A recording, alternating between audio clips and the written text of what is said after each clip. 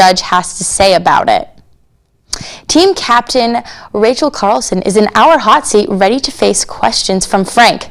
This video was also worked on by Karen Suzuki, Sabrina Corey, and myself. Let's take a look.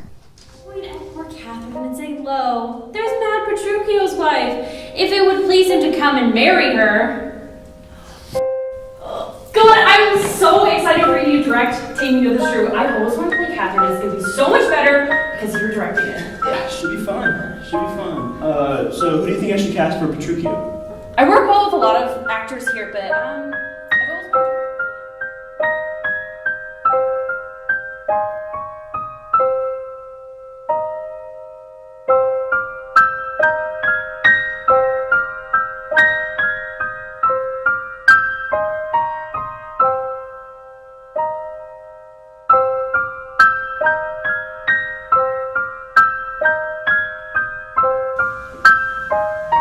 What the fuck? Or if you have uncontrollable muscle movements, as these may be.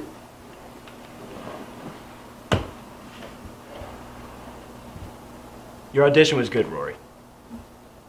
It was one of your best, but what Taylor had, that was unique. I know you wanted the part, and I'm sorry, but I'm trying to become a real director here, and I can't just be I just can't be casting my friends automatically. What do you want me to say? I don't know. I need this to work in order to get into grad school, and I can't believe you'd make me feel bad for not casting you. She was better than you, all right? Wow. Okay. Right.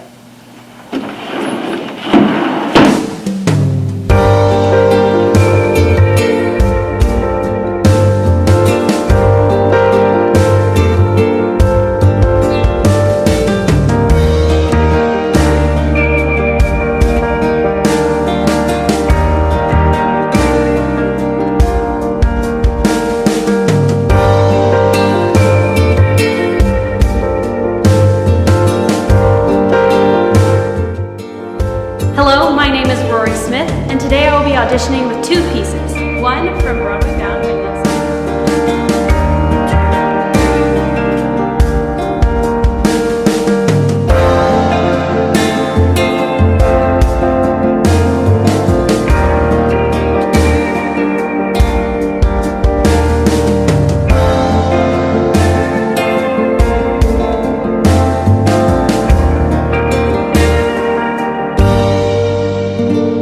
Hey, I'm not sure I'm like how this is set up.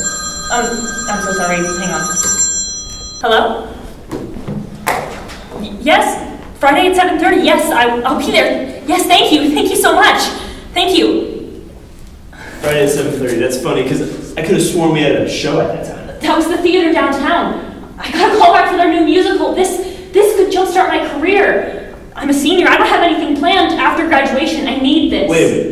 When you auditioned for this play, and I cast you for this play, I expected you to be here for this play. I'm sorry, but I need to think about my future here.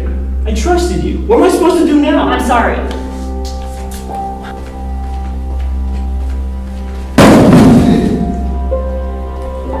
Well, what am I supposed to do now?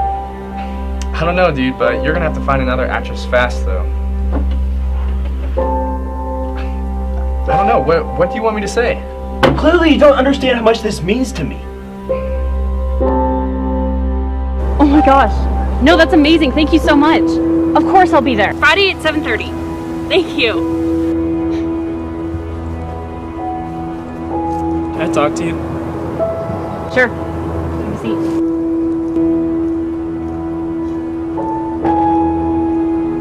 I'm sorry for the way I was acting throughout this entire situation. It's just a show, and I should not let this get in front of our friendship. It doesn't really matter now. The show's dead. What do you mean? Taylor bailed for some callback downtown.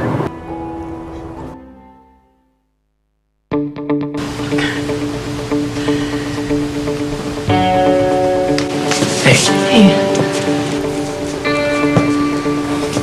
I just really wanted to say thank you. This means a lot. Of course. And I bet you'll never forget my name, especially when you cast your first professional show. Who will 1,000 point the day of marriage, make feasts and invite friends and proclaim the bands, yet never means to marry where he hath wooed.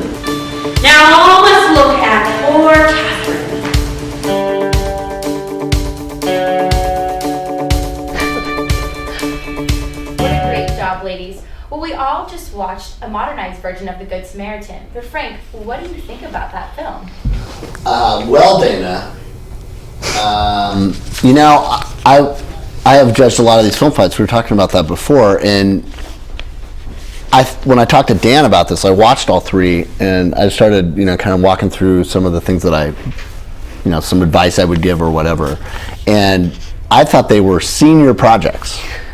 Because I usually have judged that before. You say, these are sophomores and juniors. I'm like, wow, that's really, really impressive. I mean, Thank you. Seriously, across the board, all three, just at a level that I'm not used to seeing from the stuff that's come out of here. So that, I mean, really well done. You know, the things that I watch for are, you know, sometimes technical things and other stuff. But really, for me, I kind of want to have a perspective of how much time did you have to make this, how much, and then the second part of that is how much time do you wish you had more to finish it the way you want to finish it? Yeah, so we had 2 class periods, which is around an hour and a half or 2 hours, to really talk about the story. We had mentors. Our mentor Alyssa was amazing, and that was really when we got to get into the story, get into the script. How did we want to modernize it? Then we had 2 class periods, so 4 hours to shoot. Our biggest time constraint was probably with shooting. I wish we would have had more time with that, just because with all of our actors and how much dialogue we had, we wish we had more time to set up different shots, things like that. And sometimes it was hard with scheduling with the actors, but it was worth it, I think, to get real actors from the theater department to come in, because I think that made a huge difference. And then on the tail end with editing, we were allowed to do that outside of class, and so I think we all spent 5 or 6 hours individually doing it, and then we brought it together and nitpicked it together. So. Okay. I mean, you know, you never have enough time on these, because you always want to make it better, right? And I think that's the difference with, you know, something that's more complete and more finished, and you know, and that has that stuff. But this had a lot of things I really liked about it. And I think for me, the one thing I always look for is don't distract me. So, you know, you have to consider where your judge is going to watch this. I watched it on my laptop, right? And sound and hear are very different than I'm going to get on a laptop. So how many times did I stop it because I couldn't hear what was going on? So you had audio challenges for me that were really difficult. Like I couldn't hear it. Okay. But so I had to start and restop. So the more that on the technical side it is seamless, the better your audience has a chance to get lost in the story. And if you cannot follow a story and you get distracted, then you've lost your audience. So the goal is never lose your audience, you know. And so you lost me a few times, mostly around technical stuff, which given the time constraints I get, but it doesn't matter. You have a deadline, you have a project, you want to make it as good as you can, you got to figure out how to make that better.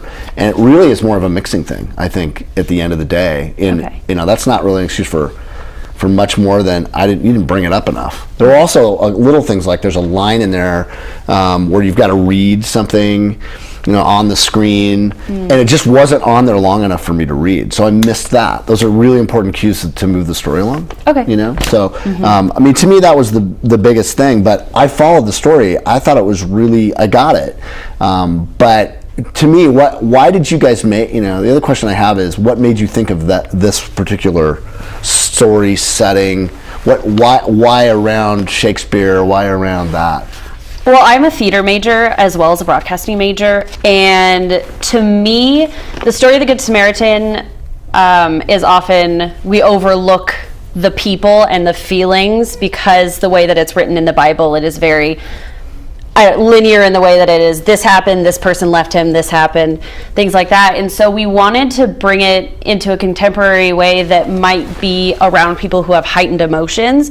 As actors, as directors, as costume designers in theater, we're always taught to have emotional responses to everything. So we wear our emotions a little like closer on our sleeve. Drama, exactly. That's why everyone thinks we are dramatic, is because we constantly have to have our emotions right there on the surface. And because you are.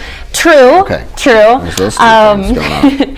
So we wanted a situation that might heighten the drama a little bit, but it's still these types of relationships and situations that other people can get behind, because it's situations where you have to rely on someone else heavily, Sure. and people might not come through in big ways, whether it's having to quit something or in a small way as a friend saying, sorry, I can't help you. Well, there was conflict in it, and that's what I liked about it. But I will tell you, at the end of the day, if I look, the biggest challenge I had with it really was your title. You know, I mean, you had the word perspective as your title, and I'm watching the scene, and I'm going, wait a minute, didn't this guy just manipulate the hell out of her? I mean, wait a minute, you know, he tells her no, you know, she tells him no, can't be in the part. Oh, then, you know, now I feel bad, and now you can be in it. I mean, she might be being a good Samaritan, but I just didn't think it lived up to the title. Okay. You know, I would have called it manipulator or enabler, right? But still, really well done. I mean, Thank you. Yeah, you did great. Thank you. Yeah, absolutely. Well, thanks so much for that great insight on perspective. Let's see where we're going to go next. Can you go ahead and pick the next card for the next film? Dana, I could not be more excited to do that. Which one is it? Lucky Lucy Takes Gonzaga. Perfect. I love that one. Don't go away, because when we come back, we'll get to see Lucy Takes Gonzaga and get to hear from Corinne Cahill in our hot seat.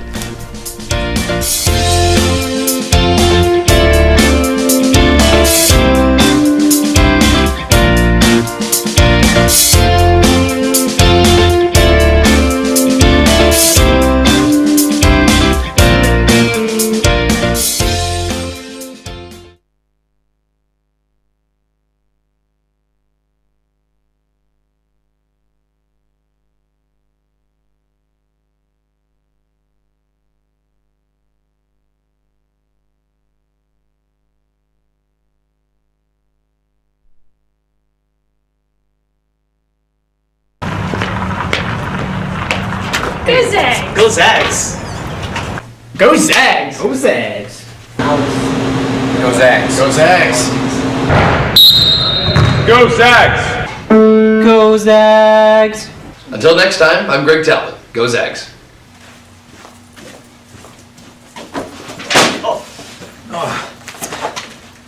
Go Zags. Go Zags.